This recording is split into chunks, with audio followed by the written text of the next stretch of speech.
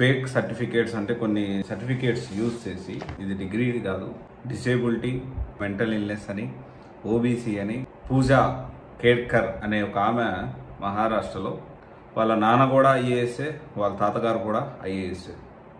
So దానికి సంబంధించి fake సర్టిఫికేట్స్తో IAS job కొట్టింది. సో ఇక్కడ మనం అర్థం చేసుకోవాల్సిన విషయం ఏంటి అంటే, యూపీఎస్సీ ఎంత ప్రామినెంట్ ఎగ్జామ్, లక్షల మంది పోటీ పడుతూ ఉంటారు, జీవితాలు పణంగా పెట్టి దానికోసం ప్రయత్నం చేస్తూ ఉంటారు. సో దీన్ని బట్టి అంటే చాలా వరకు యూపీఎస్సీ అనేది సపరేట్ బోర్డు, ఖచ్చితంగా చాలా పారదర్శకత ఉంటుంది, చాలా ట్రాన్స్పరెంట్గా రిక్రూట్మెంట్ అనేది జరుగుతుంది. ఎవ్రీ ఇయర్ 700 నుంచి 1000 కావచ్చు, కొంచెం ఎక్కువ తక్కువ ఉండొచ్చు, కానీ ప్రతి సంవత్సరం దీనికి సంబంధించి నోటిఫికేషన్ అనేది వస్తూ ఉంటుంది, ఎన్నో కొన్ని పోస్టులు అనేవి వస్తూ ఉంటాయి. సో ఒక డిజేబిలిటీ, మెంటల్ ఇల్నెస్, ఓబీసీ అంటే ఓబీసీ కింద ప్లస్ దాంట్లో కూడా 8 లక్షల కంటే ఆదాయం తక్కువ ఉందని చూపించుకొని ఇలాంటి క్యాడర్లో డిజేబిలిటీ ఉంది అలాంటి సర్టిఫికేట్స్ పెట్టేసేసి ఐఏఎస్ సాధించేసింది. సో మనము ఫేక్ సర్టిఫికేట్ యూజ్ చేసి ఈ విధంగా ఒక ఐఏఎస్, ఒక ఇండియా టఫెస్ట్ ఎగ్జామ్ ఈ విధంగా చేయగలిగింది అంటే కొంత బాధాకరమైన విషయం. ఇప్పుడు వచ్చిన ఒక ర్యాంక్ కష్టపడే జెన్యూన్గా ఉండే ఒక జీవితం పోయినట్టు. సో ఇది మనం ఆలోచించడానికి కొంచెం ఇబ్బందిగా ఉంది, బాధగా కూడా ఉంది. అండ్ ప్రతి స్టూడెంట్ కూడా ఇప్పుడు ఏంటి అంటే, జనరల్గా మనం చూసుకుంటే స్టేట్లో జరిగే ఎస్ఐలు, కానిస్టేబుల్ చాలా వరకు పారదర్శకత లేదు, ట్రాన్స్పరెంట్ లేదు. ఎవరికి ఎక్కువ మార్కులు వచ్చినాయి, ఎవరికి తక్కువ మార్కులు వచ్చినాయి, తక్కువ మార్కులు వచ్చిన జాబులు వచ్చాయి. ఇంతకు ముందు దీని గురించి వార్తలు విన్నాం, పేపర్ లీకేజ్లు అవ్వడం తెలంగాణలో, జనాల్లో పబ్లిక్ టాక్, రకరకాలుగా ఉద్యోగాలు అమ్ముకుంటున్నారనో, అది ఎంతవరకు నిజం అనేది ఎంక్వైరీలో తెలుస్తుంది, లేకపోతే భగవంతుడికే తెలియాలి.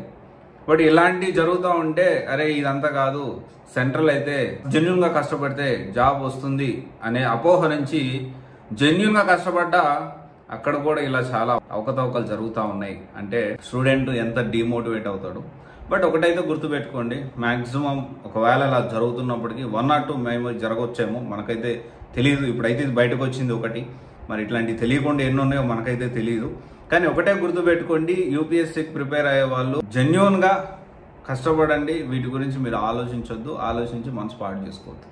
ఓకే, ఎందుకంటే దీనికి సంబంధించి మీకు ప్రిలిమ్స్ లో, మెయిన్స్ లో అంటే ఆలోచన మనం ఉండకపోయినా ఇంటర్వ్యూ బోర్డుకి వెళ్ళే దగ్గరికి కొంచెం ఏంటంటే ఒకరికి ఎక్కువ మార్కులు ఇవ్వడం, ఒకరికి తక్కువ మార్కులు వేయడం, సో ఇలా జరుగుతూ ఉంటుంది.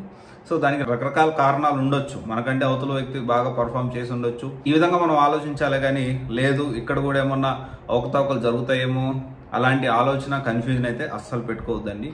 ఫేక్ సర్టిఫికేట్తో ఐఏఎస్ సాధించిన పూజా కేడ్కర్, ఖచ్చితంగా ఇది బయటికి రావడం చాలా మంచి పని అయింది, అందరికీ తెలుస్తుంది. ఇలా చేసే వాళ్ళు ఎవరైనా ఉంటే ఇక నుంచి చేయకుండా ఉంటే మంచిది. ఎందుకంటే ఒక జీవితం, ఒక కష్టపడేవాడి జీవితం పోయినట్టే. ఓకే, సో ఆలోచించండి, మన సైడ్ నుంచి జెన్యూన్గా కష్టపడదు, అన్నీ ఇలా జరగదు. సో అదైతే గుర్తుపెట్టుకోండి. సో ఇది చెప్పడానికి, మాట్లాడడానికి నాకైతే ఆమె అట్లా చేసింది, ఇట్లా చేసింది మనం మాట్లాడలేము, మనకు అనవసరమైన విషయాలు. బట్ ఈ విషయం యూపీఎస్సీకి సంబంధించింది కాబట్టి అండ్ నేను ఖచ్చితంగా దీని గురించి స్పందించాలి అని నేను మాట్లాడుతూ ఉన్నాను. ఎందుకు ఇంత పెయిన్?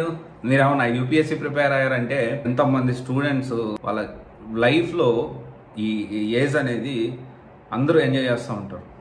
ఓకే, అందరూ చిన్న జాబ్లో జాయిన్ అవుతారు, వీక్ అంతా కష్టపడతారు, వీకెండ్లో ఎంజాయ్ చేస్తూ లక్షలు వాళ్ళు ప్యాకేజీలు తీసుకుంటూ వాళ్ళు మంచి లైఫ్ లీడ్ చేసి కారు, ఫ్యామిలీ ఇవన్నీ చేస్తూ ఉంటారు. వేరియాస్ ఇంట్లో వాళ్ళని నేను ఒక 100 రూపాయలు అడగాల, ఎలా అడగాలి, నాకు అర్జెంటుగా అవసరం ఉంది ఎగ్జామ్కి, లేకపోతే ఒక చిన్న మెటీరియల్, ఒక జిరాక్స్ కాపీకి ఒక 200 ఖర్చు అవుతుంది, నేను ఇంట్లో అడగాలా వద్దా, ఎలా అడగాలి, ఇలా బాధపడుతూ కష్టపడుతూ జీవితానికి ఒక సాక్రిఫైస్ చేస్తూ కష్టపడుతూ ఉంటాడు యూపీఎస్సీ ఆస్పిరెంట్ కానీ గవర్నమెంట్ ఎగ్జామ్స్ ప్రిపేర్ అయ్యేవాళ్ళు.